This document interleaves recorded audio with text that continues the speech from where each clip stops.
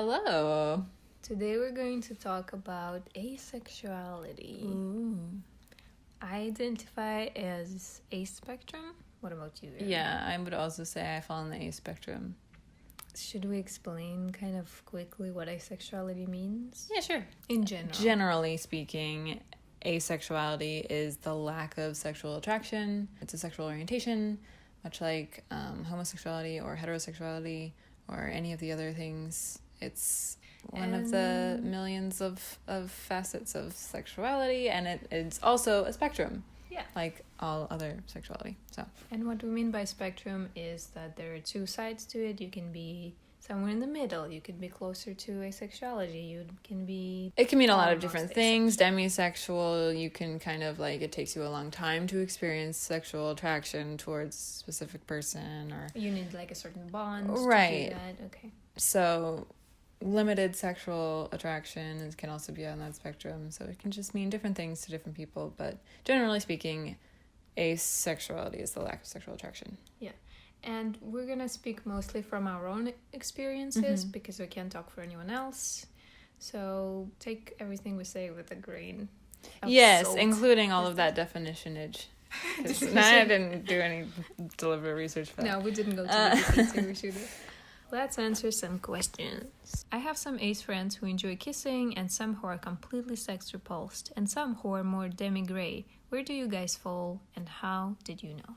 I personally struggle with the labels a little bit. It's easier for me to just say I'm a spectrum because I don't have to like get into the details and speak about the only couple of instances a year when I'm suddenly feel some kind of desire for like a more intimate connection. Yeah. Physical, I mean, because intimate connections can be very everything else. Yeah, I very love varied. I don't know. I was going with gray for a second there. I definitely personally enjoy kissing, cuddling, things like that. I'm definitely not repulsed by like just physical, what would you call them? Like non-sexual physical non-sexual physical contact. I love. Yeah. That's very true. What about you? And I think for me, I enjoy kissing as well, and I enjoy cuddling as well. I think on a lesser scale than you do. I love cuddles. I know. Simon loves cuddles. Sometimes it's just a little too much for me. I have a threshold of which things are okay and I'm chill and I'm like, oh yeah, this is nice and this is good and I enjoy it. And then once it passes that threshold, I'm like very overwhelmed. Okay, I need some space. So that's kind of where I fall. I'm like kind of, what's the second part? Oh, demi-gray. Where do I fall? Yeah, I guess I don't really like being specific with the labels that I choose. I really am not a label-y kind of person. I use them for the clarification for like other people and for education purposes more than I use them for myself. So I guess I'd say gray, but I'm really more on the ace side of the ace spectrum. Yeah. Like really very much more on that side than anything else. Okay, cool. Another question is, how can I find a partner outside of the internet world? It seems impossible around me. That's very fair. That is very fair. It's really difficult to just meet somebody. And we live in a culture where sex is put on a pedestal of some sorts, where it's like you need to get there. Right. The bases, second base, 25th base, I don't know. And also, it's not always something where you like walk around being like, I'm ace. Who in this room is also ace? Like, it's not something you like start the conversation with typically. And I feel it's like a very legitimate fear to fall in love with someone and realize that they're a very sexual person and that, it's you're putting yourself in a vulnerable position. We did meet online, so we can't speak for like... That's true. But it depends on where you are. There's a lot of times and a lot of places there are some resources available. So for example, like at college, both in the major university that I went into and the community college that I went to, they both had asexuality groups that met like once a month at the LGBTQ centers at those campuses. And so that was like in-person meeting of different asexual people. I used to wear an ace ring, which is just a black band on your middle finger of, I think it was your right hand or your left hand, I don't know, but it like is a symbol. And I had people in my real life, maybe like a dozen people throughout the whole time that I wore it, like come up to me and be like, oh my gosh, are you ace too? So there's like little things, I guess. You could try that if you're willing. It really depends. Like if you're from a small town, it might be more difficult, but there are definitely a lot of us out there. Yeah. So I'm sure you'll be able to find someone who is just like you. And it's true. There was somebody at work who was just like a rambly person, and they were like rambling on about something. They were like, oh yeah, and I'm ace, by the way, and then they kept going. So I mean, like, it just depends. That's true. But it is more challenging, but it's not impossible. How to come out as asexual? I was chilling with my friends in the first year of university, and we were talking about something, and they weren't friends, to be honest. We knew each other for half a year, and we were talking about something, and just out of nowhere, because the topic went there, I was like, oh, I'm ace, I don't know. Yeah. So I never put enough thought into it. It doesn't feel to me almost like a coming out, because it's almost like it's none of your business whether I'm sexually attracted to anyone or not. Right. But there are different situations. You wanted to talk about something? I guess for me, I'm just a quieter person in general, and so like if things come up in conversation and it's applicable, I'll talk about my life. I typically don't talk about my personal life in general to people. I really don't have a lot of friends. I am a very closed off person, generally speaking, in the real world. So like with my best friend, we've had a lot of different conversations and heart-to-hearts, some about sexuality, some about other things, so it just came up naturally in conversation. And I have a few friends who just have no idea because it's never come up.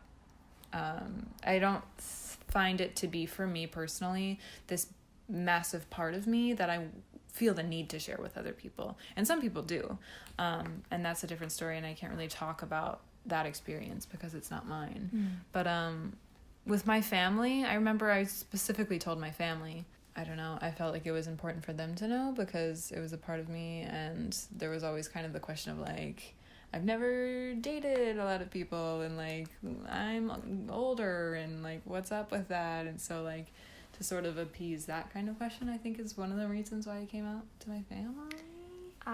When I was coming out to my mom as here's the thing also, asexuality is not as out there as, for instance, homosexuality.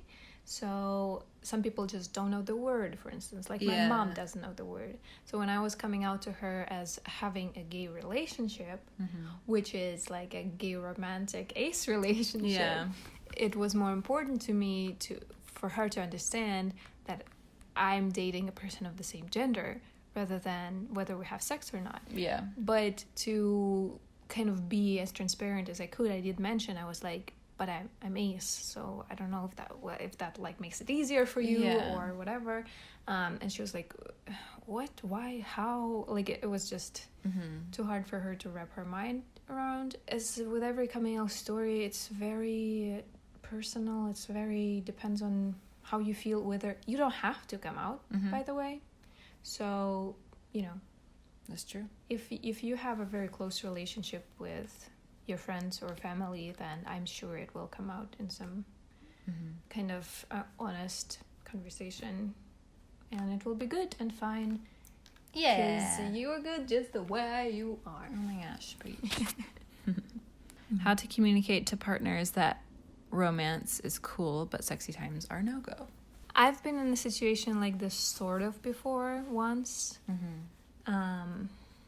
I think at a point of kissing, I just had to stop and be like, nothing more than that, please. That's literally like just like a weird sort of nervous, but in a way confident, in a way that you don't want anything more. Right. You have to be very specific, you have to communicate, you have to be able to say no, and if your partner is a good person, they will need consent anyway. Yeah.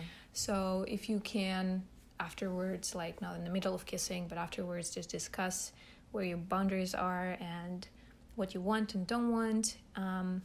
That's just how I would go about it, and that's how I did it before.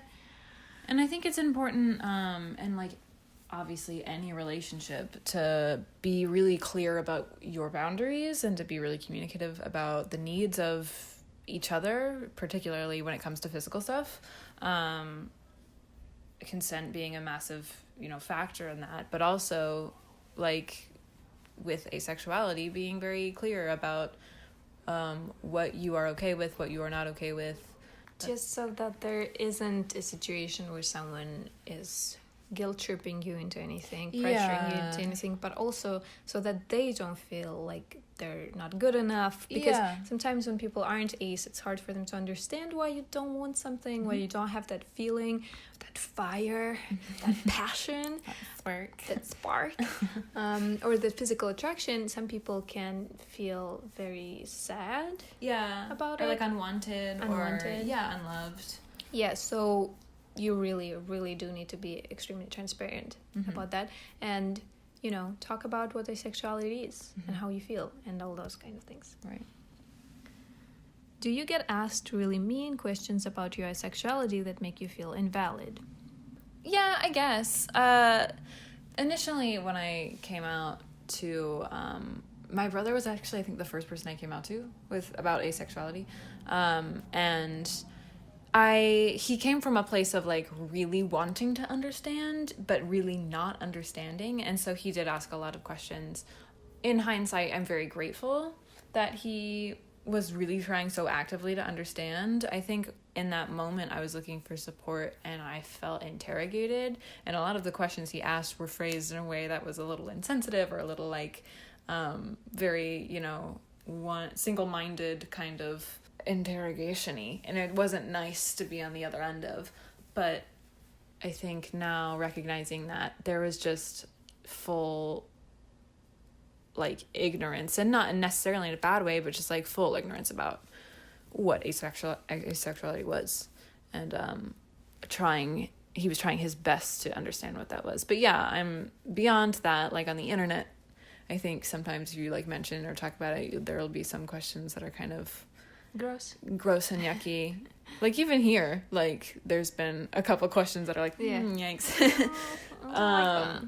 I could say that I had a friend try to understand asexuality and how I feel and ask me a couple insensitive questions that made me feel invalid, such as but what about the moment when you have sex and you connect with that person and it's just you two and there's nothing else like it? Like you're missing this core part of a relationship, and when you have sex with a person, you know them in ways no one else knows them, and blah, blah, blah, blah, blah. And I felt so defensive because I feel like if we were to just lay in bed and to talk to each other about experiences in life and our feelings, and it's just as vulnerable, it's just as beautiful, and it connects us just the same, even sometimes more, because a lot of people have sex just for fun, and that's also valid and cool and fun for them. So I just felt like she couldn't see beyond her own understanding of what a relationship is, and it made me feel like, oh, I guess I'm missing this like huge part, right? And it did make me feel great, but in fact my relationship is as valid and as good as any relationship with sex. So that's true. She wasn't coming from a bad place though. So. I think that's the same with my brother. He really wasn't coming from a bad place. It was just like not understanding that there is something other than, experiencing sexual attraction. Yeah. Is it okay to say something like, aces can have sex too? Because that's weird and I don't understand. It is okay. I think it is okay. Because they can. Yeah. Some ace people decide to have sex for their partner or for other reasons that they have, and that's totally valid as well. Right. They might still lack the sexual attraction or desire, but, And I mean, like we've said, it's a spectrum. So certain people in certain circumstances are like, more open to having sex. Not every person who is asexual is sex repulsed. Yeah. There are some who are, but there's some who aren't. So I think that asexual people can and do have sex. Yeah. It's just not everybody does, and not everybody has to. Yeah, that's true. And also, sex is such a wide variety of actions. Very like broad term. Some ace people could say, I will do this and this, but I will not do this and this. So you can definitely say that some ace people still have sex. Because they do. What is dating like if your partner does experience sexual attraction? We don't know. Yeah, I'm not really able to answer that question from experience because I have not ever dated a person who is not ace. I mean, as I've said before, I did, but it was kind of like this person wasn't extremely sexual. So what they said is they were fine with just kissing and cuddling, and they didn't need it anymore. And we didn't date for a long time, so I don't know if later the frustration would grow and they would need something else, or like an open relationship or something, So I don't know. Can't really answer this question, but it really depends on the other person who is sexual and not asexual. There are different people. The priority of sex is different for everybody. Someone could be like, fuck it, I don't care. As long as we're together, like, I love hanging out with you. Yeah. And all those things. And for some people, sex is very important. So, you'll just have to figure it out or break up. Right. No, I think it's very possible for people to be in a very healthy and long-lasting relationship with somebody who is sexual if they themselves are ace. I think that requires a lot of communication. I don't have personal experience in that, but I definitely for sure think that that's a possibility. But it's just it's something that depends, I guess, on the relationship, on the people. Yeah. How to cope with it? To cope with the sexuality in general? There isn't much to cope with. I think initially, before like approaching the term or stumbling upon the term asexuality, there was a lot of confusion, I think, for me, and I was just like, I don't know. I think this is a common thing for ace people, but I feel broken. Like, you feel like there's something that a little wrong with you. Yeah, because everyone else is talking about this thing, especially if you're a teenager. Everyone's like, oh, this boy or this girl, or like, oh my gosh, they're so hot. And it's just like, I don't understand. Like, I cannot grasp these concepts everyone is so obsessed with, and it can be a little bit like, how do you cope with that? And I think for me, when I found the word asexual, that was such a relief to me. And so educating myself a lot about like the spectrum of asexuality and different sexualities and all of these kinds of things in that time was the way that I kind of coped with it, is like reaching out and finding a community of like-minded people and diving into that. Also understanding that everything is okay with you, like really, really believing it, working on understanding yourself. Like, it was important for me to be fully confident in who I am before I could talk to anyone else about it, before I could be in like a really healthy relationship where I knew my boundaries and stuff like that. Like, it's really important to educate yourself about you, like where you stand, what you like, what you can do, what you can't do, what you want to do. Where am I going with this? No, I kind of know what you mean. Like, because I was talking to you about this earlier. But when I was in college, I was probably a sophomore in college, I remember writing this essay, because I used to write essays, like journaling, diary, whatever. But they'd be all like gross format essay, cool. Anyways, but I was writing this essay and I was like, so like I'm ace, maybe aro, I wasn't sure at the time. I was like, I am agnostic, atheist, a gender, like what, I'm like this absence of everything. And it was like, it's a really kind of a semi-dramatic sort of moment. But like, I think taking the time, like you're saying, to sort of like really kind of figure out who you are and sit with it and try and really learn to be okay with it, because it's a process of being okay with who you are in a world where everything is telling you that, like, you have to be this certain way because literally everybody is this certain way, but that's not true. And so I think for me, journaling kind of helped me with that. But any sort of self-searching and reflection, I think, is a way to cope too. Yeah. I wanted to add something and I forgot. If I remember it, I'll talk about it later. Cool. How does it feel for you both? Is there no desire for sex itself or inability to get pleasure for any sex practices? From I can't read right now. Sorry if it's too personal. Love you both. Do you want to start? It's definitely the lack of desire. That's the definition of asexuality, is the lack of sexual attraction. You can still get pleasure from different sexual practices, masturbation, and all sorts of things. If you want to, do them. If you want to participate in them. Right. And most people. It has nothing to do with, like, not getting the pleasure. Yeah. I would say. Me too. Are your families accepting of your identities? Please, lots of love. Stay safe. Yes, for me. My parents are, and I'm very grateful, they are very accepting. They've never not been. Ever since I first came out, it was not really a big deal, and it was taken very well. And I mean, there were obviously a lot of questions, particularly with the, like, asexuality piece of it, because it's not a super it's not public knowledge. Well, yeah, it's not like a super common thing that people hear all the time. Like, people know what being gay is, and it's just, like, less known what being ace is. And so there was a bit of education, but there was never ever an issue. My parents even have started a support group for LGBTQIA plus parents and family members and just members in general of the community, to, like, talk about, you know, their experiences and their life and etc.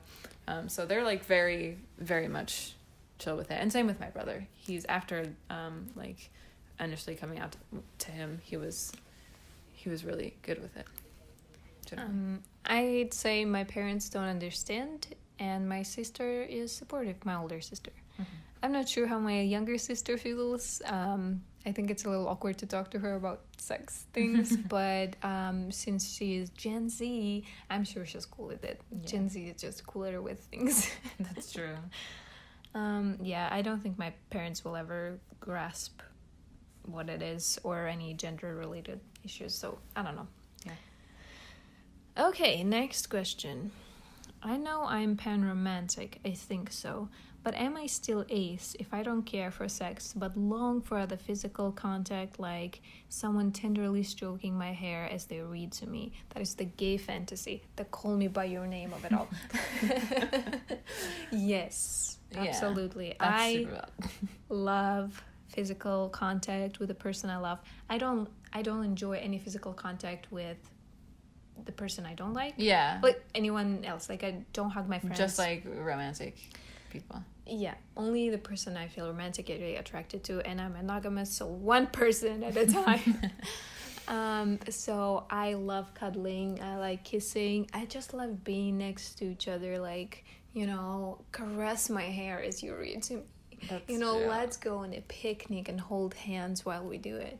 You know, give me all of that. Yes, yes, yes. Love that. I think I am a little bit, like I said, I'm a little bit less than that. But I still really love all that stuff. I love to cuddle. I like being scooped. Boo, boo, boo. I agree. I think physical intimacy doesn't always have to entail sex. Yeah. And I think most physical intimacy that isn't sex is stuff that is welcome in this house. Yeah. So yeah, I think that's like I would say fairly, and what is normal. But I would say to me that is the part that is the romantic part. As you say, you're pan romantic. I think gay romantic, but at the same time labels are hard and restricting at this point. I'm just in a relationship. I don't care about labels anymore. So yeah, it's definitely a thing, and you're definitely cool, and I hope you find someone to gently caress your hair and stuff, you know? That's true. But also on the other end of that, just because you do not like more like physical contact intimacy things doesn't mean that's the only like medium of intimacy. That's true. There's other ways to be intimate with your partner that don't involve like a lot of physical contact kind of things, and that's still very valid, and you can still be a very romantic person and not like those sort of more physical elements. Was it hard for you to accept your asexuality? For me, not really. I did have a moment when I was like, oh, it's gonna be so hard to find a relationship because everyone wants, or not wants sex, but like it's such a big... You think that because you're young and you like have only ever lived in this world, so you're like, everyone probably just wants sex all the time because you've seen the movies, you've seen the TV shows, you've read the fan fiction, all you're exposed to. And at the same time, I wasn't ever a part... I never felt like a part of the LGBT plus community, at least in Russia, because it was always so sexual. Like, you've seen Queer as Folk. You've seen Queer as Folk. You've seen L Word. Like, most of the TV shows I've seen that were LGBT plus related, they were all very sexual, and it was very hard to find a relatable character in there who was not that. Everyone likes Sense8, and I was always like, they all have sex all the time. They do all have sex all the time. So I was always under the impression of, hey, I'm gonna be alone probably because I'm not gonna be comfortable having sex with anyone, and you know. Yeah, I do know. I lost my thought there. So do you want to add anything? Yeah, let me see the question. Finding the term asexuality was a relief more than it was like a new burden to bear, just because I knew that it wasn't just me being broken. Like, it's a thing. Yeah, it's like a real sexuality that a lot of people have. So I think in that sense, no, it wasn't hard for me, but I think once I discovered that it was a thing, I quickly shut down the idea of ever being in a relationship, even though I'm not aro, because I was like, there's probably never going to be anybody on this planet that I'll meet in my real life, on this goddamn planet that I'm going to come across in my real life that is going to like be okay with not having sex but being in a, you know, long-lasting healthy relationship with me. So I like had a hard time accepting that, I guess, and my coping with trying to accept that just shut off the possibility of ever like meeting somebody and ever being in love and ever being, you know, just missing out on all of those things. And again, with no representation, how are you supposed to know that it's gonna be okay and it's gonna happen? You know, it's just hard. Yeah. How to overcome the feeling that having a sexual relationship is mandatory? That's a hard one. That is really tough. I think for me, what made me overcome that feeling that it's mandatory is actually being with a partner who is also ace. Yeah. I know that it's not that easy to like find a person who is just like you, but being with a partner who is ace is like, you know? Yeah. This giant rock is lifted off your shoulders or your chest, and you're just like, okay. Because you never have to worry about... And I mean, there's still a lot of conversations that need to be had and a lot of communication that needs to be had, because not even like two ace people aren't going to be exactly the identical. Same. Yeah, just like any two of anybody else kind of person is not going to be the same. You have to have these conversations. But yeah, I think that's very true. Just being with somebody who's also ace, there's this understanding and there's this shared, I don't know, way of existing. That's just really a relief. Yeah. Do you still happen to be naked in front of each other, or is it something you avoid? Sorry for this intrusive question. You don't have to answer, but I miss myself, and this kind of stresses me in such a situation, so I wonder if I'm the only one. You're definitely not the only one. God damn, I've never seen my naked body in my entire life because I don't want to look... Here's the thing, folks. For me, if I talk about myself specifically, I am not only ace, but I'm also queer. like under the trans umbrella. So I just do not connect with my body in any way. Like arms and legs are fine, but anything apart from that, I'm like, I'm not sure if it's me. Like, it's a really weird sensation, and I feel like I need gender therapy for sure to have any kind of solution to that. But I definitely don't feel comfortable for anyone at all to see me naked, even if it's a doctor or my mom. I guess I'm 26. My mom shouldn't see me naked anymore. But yeah, I'm very uncomfortable. You're not alone, and you don't have to be naked in front of a person. Yeah, that's true. Even though, again, it feels like media tells you it's kind of mandatory to be like vulnerable, and like it's a special moment for someone to see you naked. If you don't feel comfortable doing that, don't do it. You don't have to do it. Yeah. I think for me, I'm a little more comfortable just in general with my body. There's a little bit less of the dysphoria most of the time. Sometimes it hits you. But dysphoria. Yeah. But I think for me, like even for me, I'm more okay with my body, but I just don't like being naked. Yeah. So, I mean, I'll walk around without pants on, like once in a blue moon, I guess, but like it's not really a thing that is required or necessary or comfortable for either of us, so it's not something that we do. Do you ever worry that it's solely because of past trauma or guilt instead of lack of interest? No. I think asexuality is a sexual orientation, and sexual orientations are never going to be based on trauma or like caused by something. Guilt. Yeah, it's just the way you are. That's sort of an innate part of you, full stop, from the beginning. And it kind of sort of invalidates asexual people to think that it has to be caused by something. Right. So you're like broken a little bit still. Yeah. You know? And there are like practices where like if you're celibate, you don't have sex, or if you are abstinent, then you don't have sex until a certain point. Or if you're even like sex repulsed, that can be maybe caused by something in your past, but being asexual is not caused by trauma ever. I'm on the ace spectrum, and it makes me happy to see others talk about it. Yay! This one, can asexual person re-identify herself as a homo, hetero, pansexual someday? Yeah, for sure. Labels don't always have to be finite. They can be flexible. They can be ever evolving. I think that's what I wanted to talk about when I forgot my thought. You want to go into that? No, it's just the same thing that you're saying right now. Like, even there was someone who asked if they could identify as ace because this, and this. Like, you can take this label if it feels comfortable.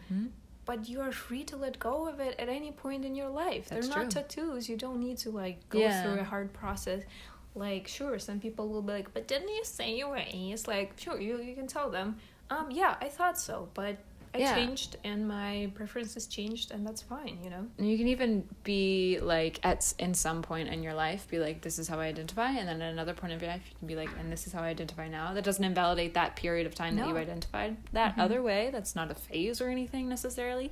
It's just, we're all, I don't know, people can be flexible and can change, and sometimes people aren't flexible and they don't change, and that is equally okay. And it's just, I think it's one of the reasons why I personally don't care for labels regarding myself, is just because I feel like I'm too some people take labels too seriously, and they like almost like put them on you forever, but you like, we're all humans, and we're all different, like even like us, we're two asexual people. We are not the same in our asexuality, so there's nuance to it, and there's differences, and that's okay. And I just wanted to say that you can say they instead of him, herself. It's easier and gender neutral. That's true. Yay. Okay, sorry. What was the most surprising aspect? Of what? Of asexuality, I guess, realizing maybe that you're asexual. I think the most surprising aspect for me was finding you. Like, finding a person who was also ace, who I was really romantically attracted to, and really Not enjoyed being alone, the most surprising. like, honestly, and that's so sad.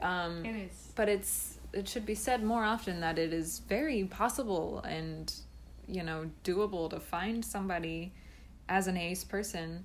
And be happy. Yeah, and be in a happy relationship with We've them. seen so many questions when it's like, I'm ace, but how can do? Right. And like, I was like that too until I met my beautiful baby boy. And then I was like, oh, wow, that's such a surprise and a wonder and a joy for me. So I guess that was the most surprising. And it shouldn't have been, but it was. I'm 16, but have been told I'm too young. Is there an age where it is normal to experience sexual attraction? And how do I separate romantic attraction from sexual? I think it's different for everybody. There definitely isn't a set time or a set age to experience anything. And I think, again, as we just talked about labels, if you think and you feel for you now, in your heart that you're ace at the moment, then you are. And that's enough. Yeah. And no one should be like, actually, like, don't believe them. Yeah, because they're not you. They're not you. They don't know you. They don't know you. But yeah, I was 16 when I first stumbled across the term asexual, and I started identifying as asexual when I was 16 as well. And I think some people, I hate the phrase, you're like a late bloomer, but some people do experience sexual attraction later on in their teens, 20s, whenever. Like, not everybody is the same. But I also don't think that should be a metric of you being like, okay, well, I guess I'll just wait it out. And like, you can... And also, don't feel the need to actually put a label on yourself, because you can be like, I'm not sure yet. And that's okay too. That's totally fine. Or if you have a label now that fits, you can use it until it doesn't. It's up to you. And how to separate romantic attraction from sexual, I think it's also very subjective what you feel. To me personally, romantic attraction means I want to do to the person everything except from sexual practices. So, I want to hold their hand, I want to kiss them, I want to say I love you, I want to go on dates, I want to cook together. We don't cook together. We don't cook together. We're solo cookers. Yeah. Solo cookers. And those kinds of things. But at the same time, there are people to whom it's different. Yeah. I think for me, the difference between being... I can't talk for physically attracted to somebody, but we're like romantically attracted to somebody is like... Every time you talk to them, like, you're smiling so much, and, like, all of the, like, gross, quintessential kind of... You can't wait for their message to pop in your phone. Or, like, just they make you really happy, and you want to just be around them all the time. Just like you said, love doesn't look like one way. Like, there's not, like, if you don't have butterflies in your tummy, then it's not love. Like, that's not true. Like, love is so different for everybody, and everybody experiences... love, like romantic love for another person in a very different way. So there's not one way where it's like, oh, and this is the like benchmark of how you know that you're in romantic love with somebody else. Like, it's just so different, and it's entirely unique. So anyways, at what point would you tell your love interest or partner you're asexual? Is some sort of coming out required when beginning a relationship? Our heater just came on. Sorry. I would say yes. I mean... in the beginning of a relationship or somewhere in the middle, it's hard to tell. And it depends on when you, like, are comfortable yourself coming out, or if it's something that you learn about yourself while you're in a relationship, then it's not going to happen at the beginning. It's not always going to happen at the beginning. But I think it's important, being in a relationship, being honest about what you need. I think sex for a lot of people is just like a part of a relationship. Like, they don't think that it doesn't have to be. And so having, I think, clear sit down conversation about that is gonna be important. And I don't know necessarily how to like facilitate that or how to like tell you to do that, but I think it's probably... it's between you and your partner. Yeah. I think we've talked a little bit about this, but when did you realize you were asexual? Have you always identified that way? For the longest time, I just thought I wasn't ready yet. I was like, I'm 14, I'm not ready yet. I'm 16, I don't want it yet. I'm 19, 20, I just still don't want it. It's a little weird that everyone wants it and I don't, but that's fine, I don't want it. And I think I only found out about the word asexual when I was around 20. So it was a long journey, and I haven't always identified that way simply because I didn't have the language, and it was hard for a second. So it's hard to put a date on when I realized I was asexual, because for the longest time I just was like, I'm just not ready and I just don't want it, and that's fine. But I am asexual, and that's fine as well. Yeah. You've talked about finding the word asexual Yeah, when you were 16. I was 16 when I started identifying that way, because it was when I was introduced to the term, and I was like, yeah, oh my gosh, that fits so much. Oh my gosh, it's not just me. Cool. And I've identified that way more or less ever since. There was, like a gay panic phase of my college years. And I think that's, I wouldn't say a normal thing, but I think that's a valid thing that a lot of people experience as well, is like, trying to figure yourself out. But yeah, I'd say I've identified as ace for as long as I knew it was a term. What is it like generally being in an ace relationship? Do you think an ace person and a non-ace person can be in a happy long-term relationship? We already said yes to that. Yes, very much. But what is it like? It's just like any other relationship, but without the sex. Yeah. There are different ways to, be sort of intimate with the person. Like, for instance, we like to give each other massages. That's true. We do. So me in particular, I love to get a massage. Yeah. So yeah, it's exactly the same, man. I would say that it's very similar. It's nice to not have to like worry about not being enough for somebody or not. And just because we are two ace people in a relationship doesn't mean that like somebody in an ace and non-ace type of dichotomy does worry about that necessarily. Like I said, if there's open communication and all of that kind of great stuff, then that can be avoided, and that's also good. But it's nice. Mm-hmm. Does it mean having no romantic feelings or sexual feelings? I'm a bit confused. Asexual just talks about sexual feelings, but there's also aromantic. Yeah. And aromantic people don't experience romantic feelings, so those are two different things. I would say it's convenient to separate romantic orientation from sexual orientation, because like I'm asexual, so I don't experience sexual attraction, but I'm not aromantic. I still want to go on dates and kiss and cuddle and have a really long-lasting, wonderful relationship. So yes, me too. Yes, me too. Being trans was identifying as asexual difficult. Did you question if it was just dysphoria? For sure. Like for me, who doesn't even want to see themselves naked ever, it was definitely like, is it just me not connecting, to my body? And that way I just don't want anyone to ever see it, touch it, or anything like that. But it's definitely two different things. They are interconnected in some ways because of dysphoria, but still, they're different. Very different. Sexual orientation, romantic orientation, and gender identity, they're pretty different.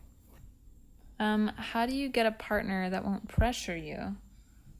That's a question for any relationship, to be honest, not just a sexual relationship. Yeah. Because, like, that's a little toxic. Like, if anyone pressures you into anything without your consent, that's not a healthy relationship.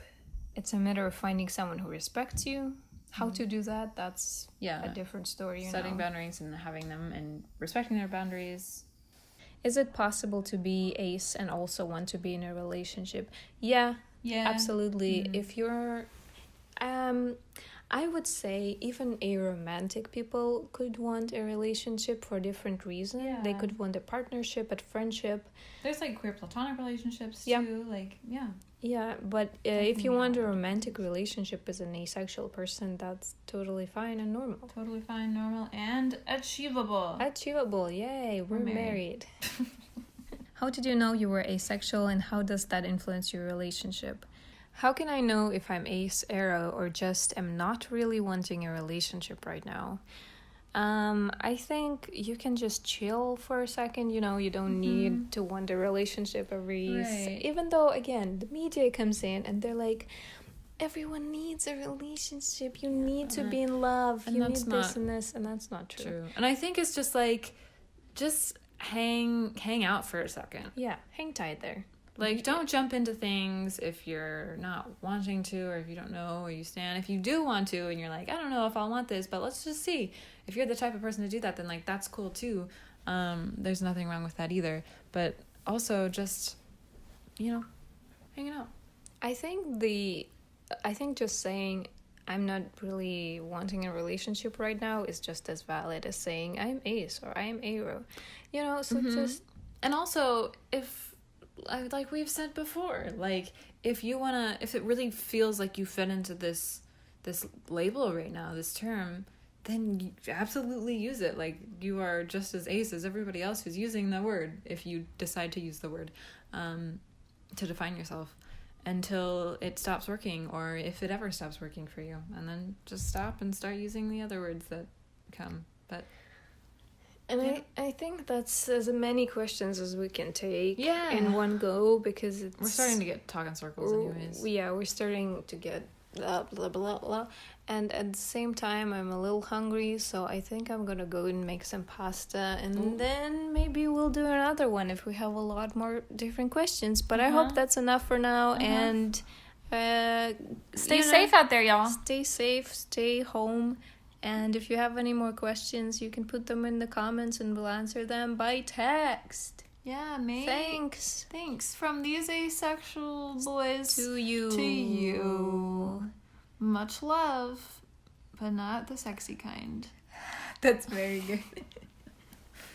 This is a new day. We got a few more questions since when we recorded the first bit. Yeah. So we're gonna answer the questions we got after we recorded our first half. There's only a few more left. There are a bunch more left. Oh, okay. Let's see how we feel about them. My asexuality is somewhat isolating. Do you feel this is common? I think, I feel it's common. I think it's a common thread of just lack of representation.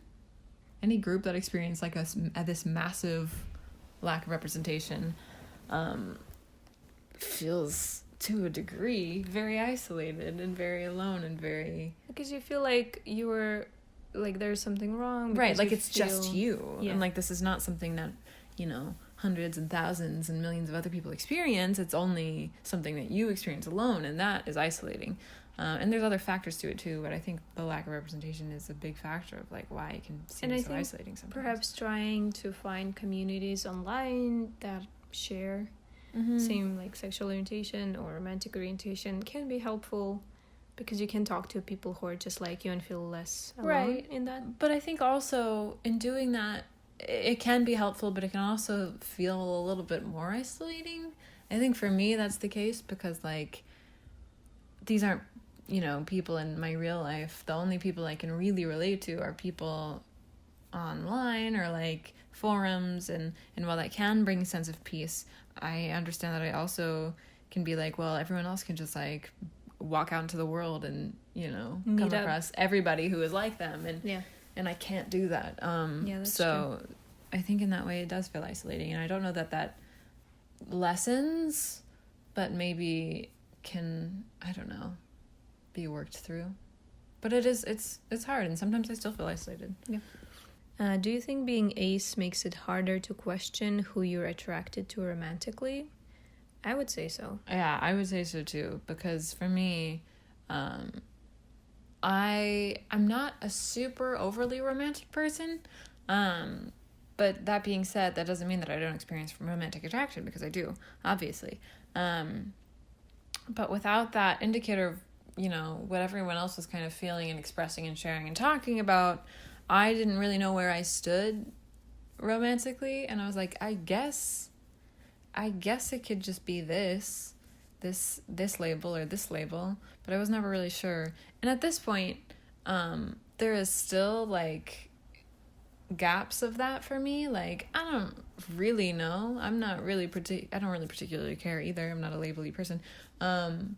But now that I'm in a relationship, obviously it doesn't really matter so much to me as a monogamous person. I think you've said everything. Yeah, okay. What do you think about Ace Rep and Netflix's sex education? And there was another question about representation in the media and TV shows. Let's start with sex education.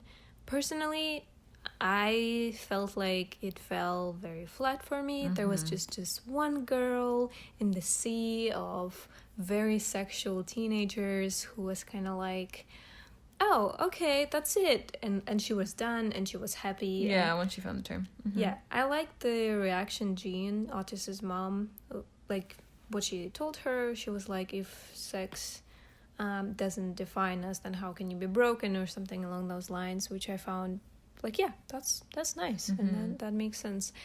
But no, I did not quite like the representation. I agree. There. I think it also oops, our rice is ready to go into the rice cooker.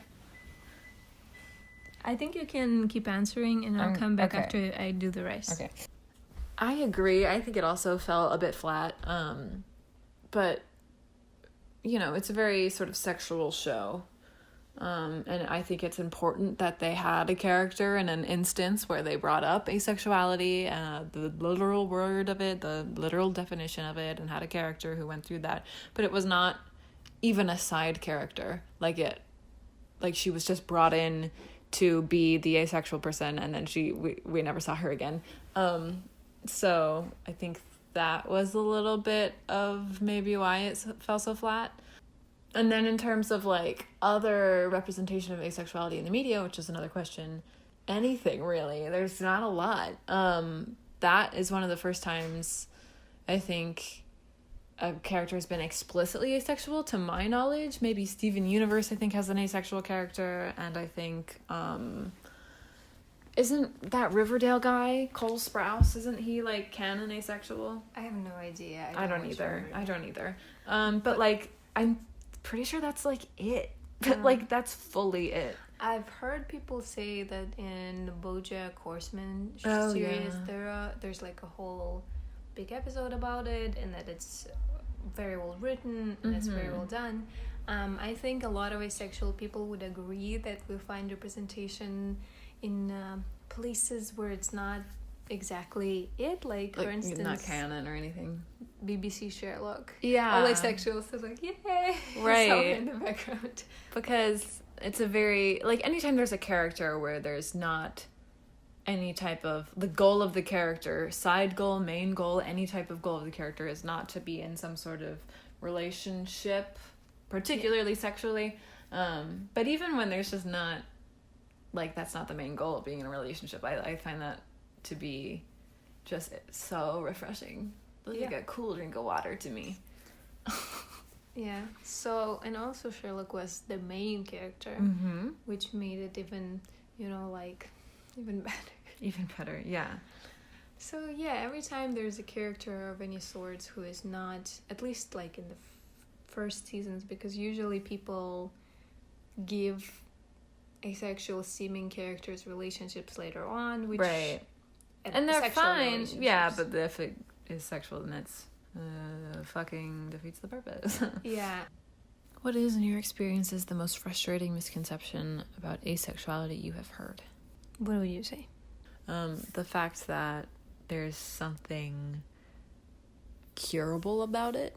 Like, so many people are like, oh, it's, you just haven't found the right person, or, oh, you're just a late bloomer, or, oh, your hormone imbalance is probably the issue, and you should go fix that.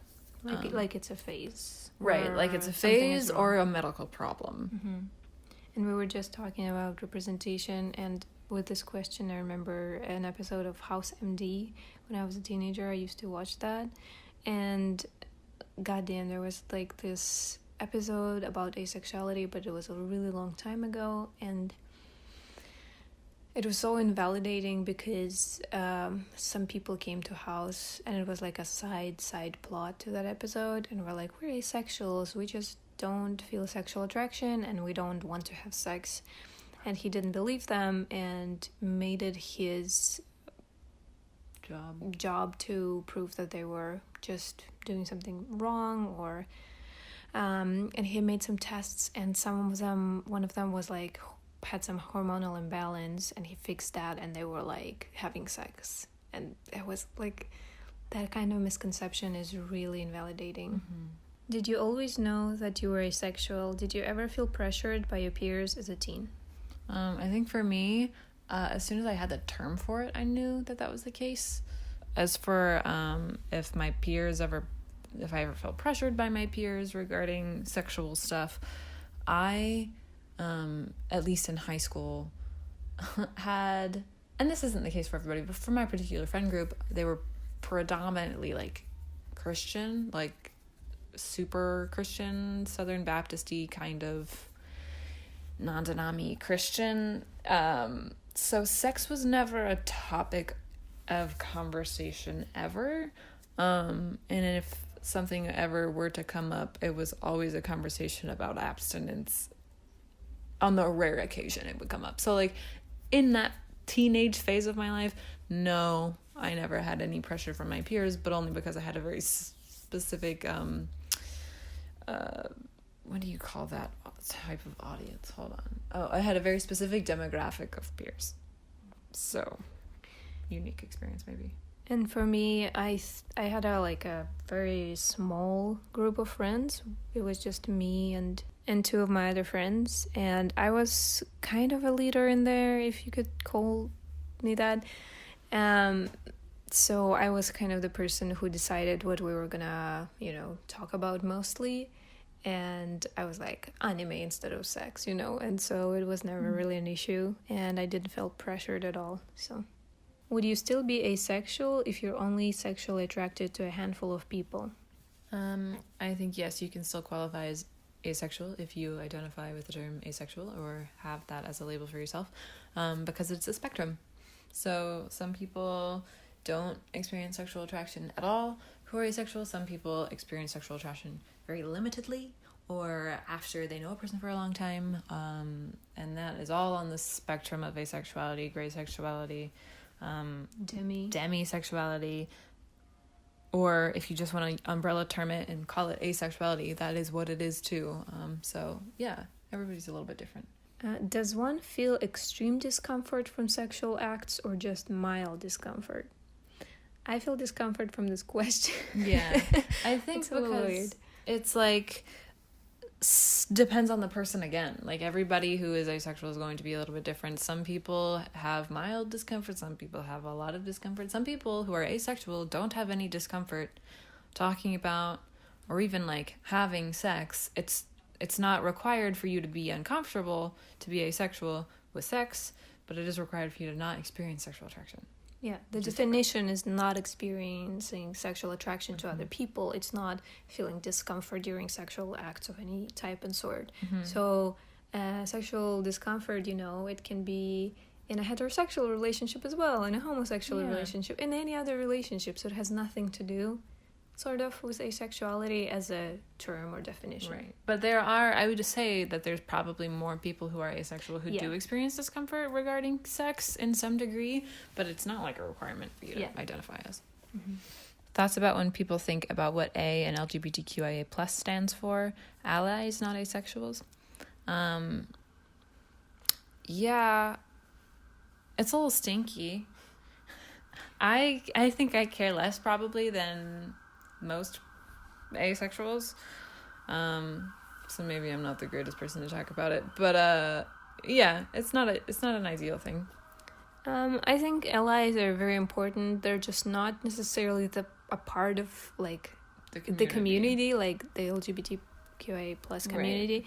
And I think one of the reasons why some people say asexuals should not be a part of this community is because you could be like heteroromantic and asexual, and they're like, well, you're just straight who doesn't have sex, and that's like invalidating in its own way. But I can see like where this is coming from, but yeah, it stands for asexuality, right? And allies are a big part of the movement, but they're not a part of the community necessarily. And I think that each subgroup of the LGBTQIA plus community experiences discrimination to a degree and in a different way. Like biphobia can look the same and can be the same as homophobia sometimes, and sometimes biphobia looks very different than homophobia. Yeah, of bisexual people. Right. And it's important that those distinctions and those intersectionalities are recognized, and I think that's one of the reasons why asexuality absolutely has the place that it has in the, you know, alphabet of LGBTQIA+, because it is a sexual orientation that experiences discrimination and is not the sort of normative, quote-unquote, societal default that heterosexuality is. What are your ways of being intimate? I would say, hugging, kissing, holding hands. Snugs. Masseuses. How do you say massage? Massages. Every time I have to say massage in English, I'm like, massage? Because we always call it a masseuse. Yeah, we call it a masseuse. We like being close to each other physically, just not in a sexual way. Hey, I like you. Yeah, I like you. I guess we're married. Any other ways that we're intimate? I guess talking about deep things. Intimacy also doesn't have to be physical contact related, and I think I've said that before, but like we have conversations about things and like passions and interests and just about anything and nothing, vulnerabilities. And that can be intimate. And I don't know, I think like when we have a meal together and we're like, the TV's not on and we're just like enjoying each other, like that feels intimate too. Like different, like it just, you qualify it how you wish to qualify it. I feel also very intimate when we like talk about the future, like having a dog together or something like that. It makes me feel very, so yeah, you qualify whatever you want as intimate. How does libido affect your attraction? Okay, so I had to Google what libido was to have like a clear understanding what the question was about. So libido is a sex drive, and it is separate from sexual attraction. You can have sex drive as an asexual person or any other person, and that is just not focused on another person. So you could have sex drive and do nothing about it. You can have sex drive and take a shower. You can have sex drive and just masturbate your way through it. But the difference is that when you have that urge or that sex drive, you just don't think, I want to have sex with somebody. It's just not usually, how do you say this? Pointed? Directed onto another human being or beings. So, for instance, as an asexual, I was never like, oh, that's a hot person. Oh, that's a person I would like to have a sexual interaction with. I've never in my entire life, you know what's crazy? Thought that. Is that like, I never understood why people said hot. Like growing up, I didn't understand. But I think like people actually like physically feel hot or like warm. Like really? They get like flustered. Wow. Yeah, right? I think that's really a thing people experience who aren't ace. Like, it's always been bizarre when in TV show or like reality TV or anywhere, someone, or on TikTok, someone takes their shirt off and people are like, ooh, and I'm like, wait, what? Like, there's like a literal physical reaction to people where they're like, oof. This is, I'm toasty, wow. That's what it means. That's why people say hot. I thought people were just, I thought that was just a colloquial thing that we all just said to say.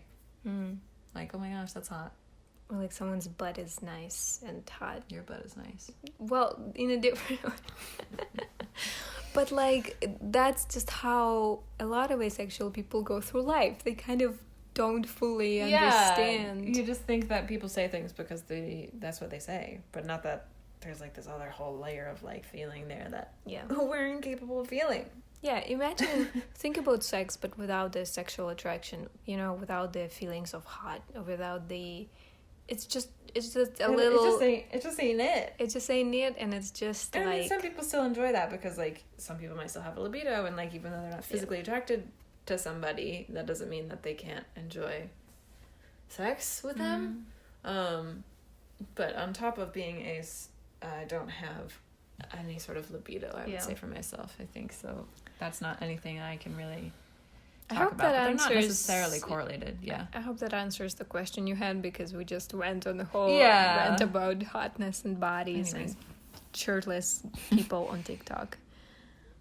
Can asexuality be influenced by lack of sexual experience? That's the same as saying, can homosexuality be influenced by the lack of homosexual experience? Right, like, are you gay if you've never had sex with a Yes. person of the same gender? Are You you are. straight if you've never had sex before?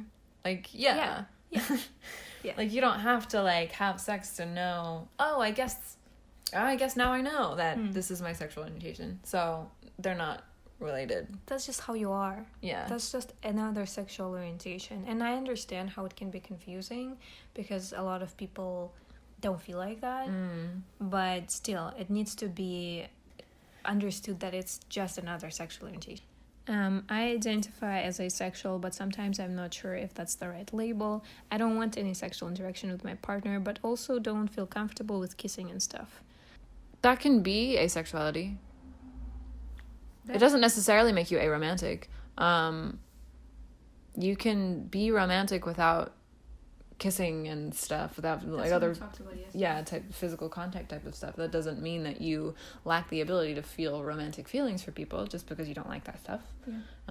That's just a unique thing to you. And like, do you love your partner romantically, like right. feeling wise? If so, then you're not aromantic probably. And I think romantic feelings are particularly difficult to qualify or quantify. I think it's qualify. Anyways, it can be difficult to pin down sometimes with romantic feelings. But being romantic doesn't equate to wanting to kiss somebody all the time. Yeah. Even if you're ace, like there's so much more to that. There's so much nuance to it than that. So it's not necessarily that you're aromantic. You could be, but it's not because you don't like kissing, if that's the case, if that makes sense. There's this one question that we're not sure how to answer, but I'm sure a lot of people feel like that. So I still wanted to put it out there, and perhaps someone could give advice in the comments who have experienced that before, or we can just talk about it a little bit from our own experiences. And the question is, my partner can't accept my asexuality, what should I do? And I think the reason why we struggle so much to answer in any capacity is because we don't know anything about you and your partner. We don't know how your relationship works. We don't know who you are. So it's not up to us to kind of have an opinion on that sort of thing. Yeah, and it's hard to sort of offer any type of advice or anything because of that, I think. But I hesitate to even begin to talk about any type of advice because I don't fully know the situation. Yeah, but if anyone in the comments had a similar experience, maybe they could share, because I know it can feel very lonely and isolating when you don't have anyone else to talk to about this kind of thing, and you need just some support, like from like-minded people. But hang in there, my dude. Yeah. And just remember that you are valid and your sexuality is valid, and you don't need to change for anybody. Right. And I hope you don't feel like you need to compromise beyond your own boundaries. And the comfort. Yeah. Okay. So thank you very much. Yeah, that's that on that for the Ace podcast. Because our rice is cooked. Our rice is cooked and it's time to go have tofu morsels. Yes. If you have Trader Joe's, try those orange chickenless tofu morsels they have in the freezer. They're delightful. They're so good. Bye-bye. Okay, bye.